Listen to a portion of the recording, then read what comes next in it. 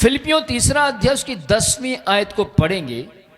यहां लिखा है, मैं उसको और उसके मृत्यु जय की सामर्थ को और उसके साथ दुखों में सहभागी होने के मर्म को जानूं और उसकी मृत्यु की समानता को प्राप्त करूं। यरदन नदी को पार करना, उसके साथ दुखों में सहभागी होना है। यरदन नदी जो है जैसे उनके सामने आई, एक और दुख उनके सामने आ गया। अब वो सोच रहे थे अब क्या करें। जब लाल समंदर आया तब भी वो सोच रहे थे क्या करें। जब मारा का पानी खारा उनके सामने आया तब भी वो सोच रहे थे क्या करें। जब उन्होंने अपने जीवन के अंदर अलग अलग परीक्षाओं को लगातार आते हुए देखा तो वो सोच रहे थे क्या करें। एक परीक्षा ऐसी आई थी कि स्नेक, विषैले स्नेक परमेश्वर की ओर से छोड़ दिए गए और वो क्या कर रहे थे, बुड़बुड़ाने कुड़कुड़ाने वालों को क्या कर रहे थे, डस रहे थे और उनमें से काफी मात्रा में लोग मर गए। ध्यान से सुनना, मैंने परमेश्वर से एक बात पूछी, प्रभु अब उस समय तो जंगल में जो इजरायली थे छोड़कर कहीं जा नहीं सकते थे क्योंकि और कोई चर्च बोलो था ही नहीं, तो वो लोग कैसे अलग हुए इजरायलियों से। तो परमेश्वर ने मुझे बोला वो वही तो थे जिनको मैंने मारा, वो अलग नहीं हुए, उनको मैंने अलग किया। कैसे? मार के। समझ आई? किसी को नदी के किनारे मार दिया और कुछ लोग जमीन में गिर के मर गए, जहां पर मूसा ने कहा था कि जो पाप की ओर है, जो पापियों की ओर है उधर चले जाओ, जो परमेश्वर की ओर है मेरी ओर आ जाओ। और जैसे जो लोग परमेश्वर की ओर थे मूसा की तरफ आए और जो लोग परमेश्वर के दास की ओर नहीं थे वो सब क्या हुआ, वहां पर जमीन फटी और सारे लोग क्या हो गए, जमीन में चले गए, भस्म हो गए। फिर बाइबल कहती है कि जो लोग परमेश्वर के थे उसने उनको बचाया, हमेशा उनको सुरक्षित किया। लेकिन आज के टाइम में क्या होता है, आज के टाइम में वो मरते तो नहीं है लेकिन वो उस जीवित चर्च को छोड़ देते हैं, वो जिंदा चर्च को छोड़ देते हैं और जैसे जिंदा चर्च को छोड़ते हैं वो मर जाते हैं। सुनाई दे रहा है? वो मर जाते हैं बाइबल के मुताबिक। वो लोग फिर कहेंगे ओ ये तो ऐसा कर रहे हैं वैसा कर रहे हैं, वो मुद्दा उठाते हैं अलग अलग जगहों पर जाकर बुराइयां, निंदा, चुगली, ये वो। पर ध्यान दें, जो भय मानते हैं वो देवदार वृक्ष की तरह खड़े रहते हैं, बढ़ते बढ़ते बढ़ते बढ़ते चले जाते। जो आत्मिक व्यक्ति है, बाइबल पढ़े, यीशु मसीह के चेले यीशु मसीह को छोड़कर चले गए। लोग कहते हैं हां या ना, पर मैं नहीं कहता। यह बाइबल नहीं कहती कि चेले गए, बाइबल कहती है जब वो चेले नहीं थे तब गए। किस किस को सुनाई दे रहा है? किस किस को सुनाई दे रहा है? जब वो चेले नहीं थे तब गए, लेकिन जब वो वापस लौटे उसके बाद चेले बने। चेले छोड़कर नहीं जाते।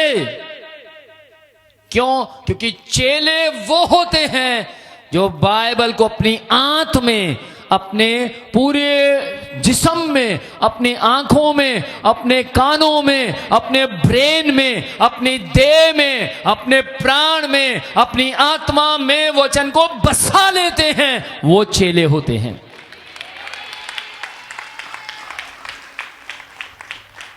आत्मिक लोग हमेशा आत्मिकता में उन्नति करते हैं। बिली ग्राम जी कहते हैं कि यदि कोई आपको कमियां निकालने वाला मिल जाए और उसको भला चर्च मिल भी जाए तो भी उसमें कमियां निकाल देगा, क्योंकि उसके पास वरदान है कमियां निकालने का। पर ध्यान दीजिएगा, जिसके पास वरदान है सीखने का, वो कमियां निकालने वालों को भी सुधारने की ताकत रखता है। Praise the Lord. मैं किसी को यह वचन नहीं सुना रहा, पर यह वचन ही ऐसा है। ध्यान दें, पिछले मैं कितने समय से यही वचन कुड़कुड़ाना, बुड़बुड़ाने के ऊपर बता रहा हूं, हां या ना? क्या मैंने इस संदेश को बनाया?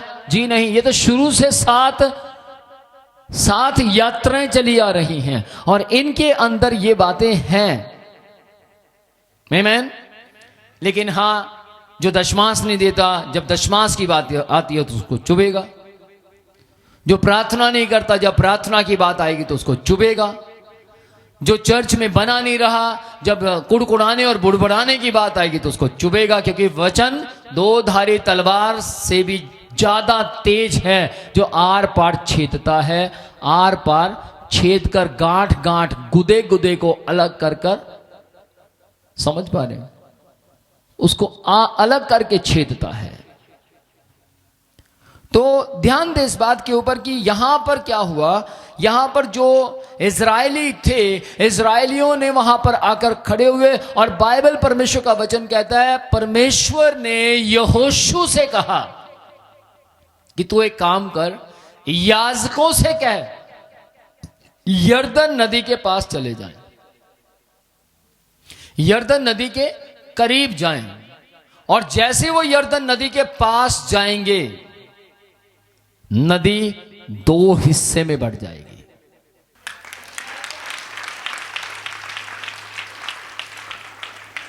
गौर करें, जब मूसा जी गए तो उन्होंने पांव नहीं रखा था पानी में, उन्होंने लाठी मारी थी। क्यों? क्योंकि परमेश्वर ने कहा था अपनी लाठी को मार तो मैं इस समंदर को दो हिस्सों में बांट दूंगा। सेम वैसे ही जैसे मूसा ने परमेश्वर की आवाज को सुना, सेम रूबरू ऐसे ही उसने मूसा जी की कॉपी नहीं की, मैं भी लाठी मारूंगा, उसने मूसा जी की कॉपी नहीं की, बल्कि उसने क्या किया, जो अच्छी बात थी उसकी कॉपी की। और वो क्या था? प्रार्थना की परमेश्वर से, कि परमेश्वर मैं क्या करूं। Praise the Lord. यहोशू ने परमेश्वर के सामने प्रार्थना की। और जब आप यहोशू 3 अध्याय 15-16 आयत को पढ़ेंगे, वहां लिखा है, संदूक के उठाने वाले यरदन पर पहुंचे और संदूक के उठाने वाले याजकों के पांव यरदन के तीर के जल में डूब गए। यरदन का जल तो कटनी के समय के सब दिन कड़ारों के ऊपर ऊपर बहा करता है, तब जो जल ऊपर की ओर से बहा आता था वह बहुत दूर, अर्थात अदाम नगर के पास जो सरतान के निकट है, रुककर एक ढेर हो गया। ढेर समझते? जैसे लाल समुंदर के बीच में जब मूसा ने लाठी मारी तो वो दो हिस्से हो गया, और वो दीवारों का काम कर रहा था। इधर भी दीवार बन गई, इधर भी दीवार बन गई। सेम वैसे ही जैसे मूसा को परमेश्वर ने कहा था लाठी मार, जैसे लाठी मारी वो दो हिस्सों में बट गया और दीवारें बन गई। रूबरू वैसे ही यहोशू ने जब परमेश्वर से कहा, मुझे परमेश्वर बताए मैं क्या करूं, आपने मेरे स्वामी, आपने मेरे चरवाहे को आपने कहा था कि लाठी मार, मैं क्या मारूं। तो परमेश्वर ने क्या बोला, तू एक काम कर, याजकों को कह, भय मानने वालों को कह, क्योंकि आज लाठी की जरूरत नहीं है, आज इनके हाथ में मेरा पवित्र संदूक है, और जिसके हाथ में मेरा पवित्र संदूक है वो जहां पांव रखेंगे वो जगहें उनकी हो जाएंगी। जैसे याजकों के हाथ में संदूक था, वैसे ही आपके हाथ में पवित्र बाइबल है। संदूक का मतलब उसके अंदर 10 आज्ञाएं थी, उसके अंदर वचन था, उसके अंदर परमेश्वर के मुंह से निकलने वाला कलाम रखा हुआ था, और उन्होंने संदूक को उठाए हुए थे, उसके अंदर वचन था। संदूक की वैल्यू नहीं, वचन की वैल्यू थी, और उन्होंने उस वचन को जैसे उठाया हुआ था, और जैसे उन्होंने जाकर यरदन नदी में जाकर पांव रखा, और वो पानी ढेर बन गया। आमीन। वो पानी ढेर बन गया। उन्होंने पांव रखा, उनके पांव अंदर की ओर डूब गए थे, लेकिन वो पानी को बर्दाश्त नहीं हुआ, और पानी ने अपने आप रास्ता छोड़ दिया, अपने आप रास्ता छोड़ दिया। पानी पांव की कदर नहीं करता, पानी आदमियों की कदर नहीं करता, पानी उन लोगों की कदर करता है जो अपने अंदर परमेश्वर के वचन को बनाए रखते हैं। पानी को पांव की पहचान कब हुई? तब जब उस पानी ने कंधों पर रखा हुआ संदूक देखा। इसका मतलब धरती, समंदर, लहरें, चट्टान उन लोगों की पहचान करते हैं जो लोग परमेश्वर का भय मानते हैं।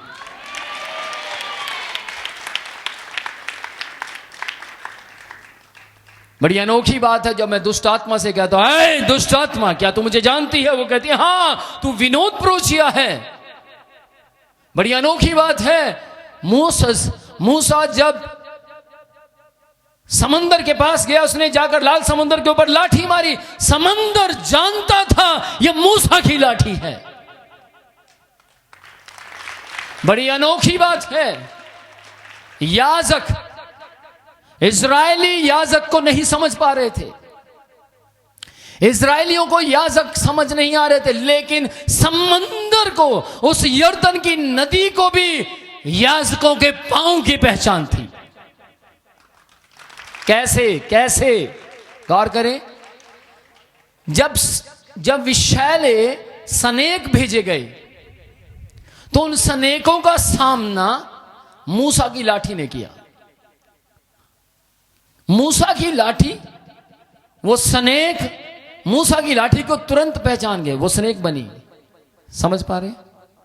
यानी कि वहां एक उदाहरण आता है। क्या यीशु मसीह ने जब देखा लोग धरती पर मर रहे हैं, विश्व मतलब जहर, यानी पाप का जहर उनके जीवन में काम कर रहा है, और यीशु मसीह आदम को बचाने के लिए आदमी का रूप धारण किया। वो आदमी बनकर इस धरती पर आ गया। और ध्यान दे, यीशु मसीह ने क्या किया? परमेश्वर ने इस धरती के ऊपर आकर उसने कहा कि मैं मनुष्य को मनुष्य बनकर बचा सकता हूं।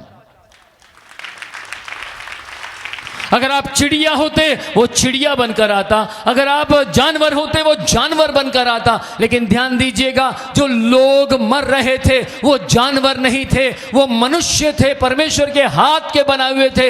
इसलिए वो परमेश्वर ने मनुष्य का रूप धारण किया और मनुष्य को बचाने के लिए मनुष्य बनकर आया। और जैसे मनुष्य ने उस यीशु पर विश्वास किया और सारे लोग बच गए। गौर करें इस बात के ऊपर कि यरदन नदी सामने थी। यहोशू से परमेश्वर ने कहा कि यरदन नदी में तूने नहीं जाना है। ये कहा, तू लाठी या कुछ और नहीं करेगा, तू जाकर यरदन नदी से नहीं कहेगा। क्यों? क्योंकि तेरे ऊपर का अभिषेक जो है मैं और बढ़ता हुआ लोगों को दिखाऊंगा।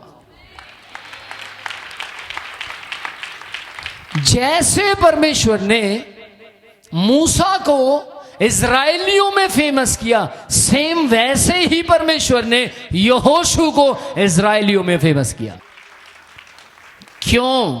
क्योंकि मूसा परमेश्वर के आमने सामने रहता था और यहोशू मूसा के आमने सामने रहता था।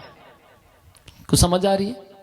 क्योंकि यहोशू ने मूसा के अंदर, मूसा की बातों के अंदर, मूसा की लाठी के अंदर, मूसा की आज्ञा के अंदर, मूसा के अभिषेक के अंदर उसने परमेश्वर को चलता फिरता देखा था।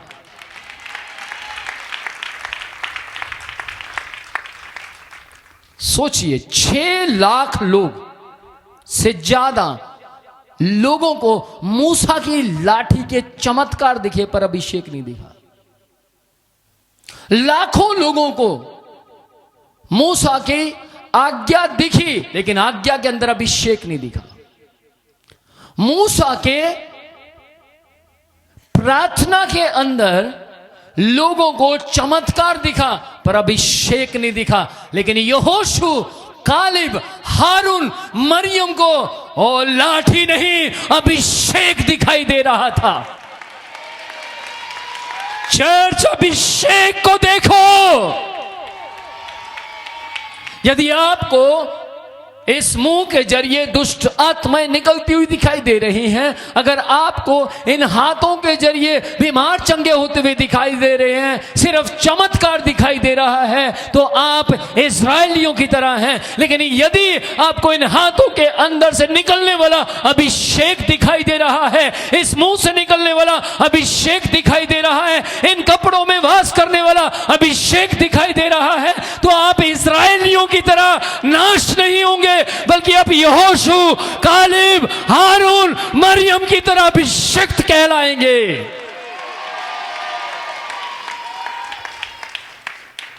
आपको अभिषिक्त बनना है, आपको अभिषेक को पहचानना है। अपनी गवाही खुद ना दें, आपकी गवाही यीशु देगा।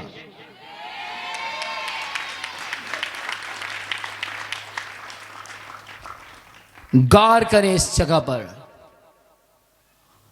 याजकों से कहा गया जिनके हाथ में संदूक था कि तुम जैसे यरदन नदी में पांव रखोगे, अपने आप यरदन नदी तुम्हें रास्ता देगी। और उन्होंने यहोशू की आज्ञा का आदर किया, जबकि उनके हाथ में संदूक था, जबकि उनके हाथ में संदूक के अंदर बाइबल थी। वो घमंड कर सकते थे, वो कह सकते थे, अरे यहोशू छोड़ो यार, हमारे पास संदूक है, हमारे पास संदूक के अंदर परमेश्वर का वचन है, क्या जरूरत है हमें यहोशू की सुनने की, हमारे पास जो सब कुछ है, आप चलते हैं, काम करते हैं। मैं आपसे बोलना चाहता हूं, अगर वो जाते, क्या यरदन नदी उन्हें रास्ता देती?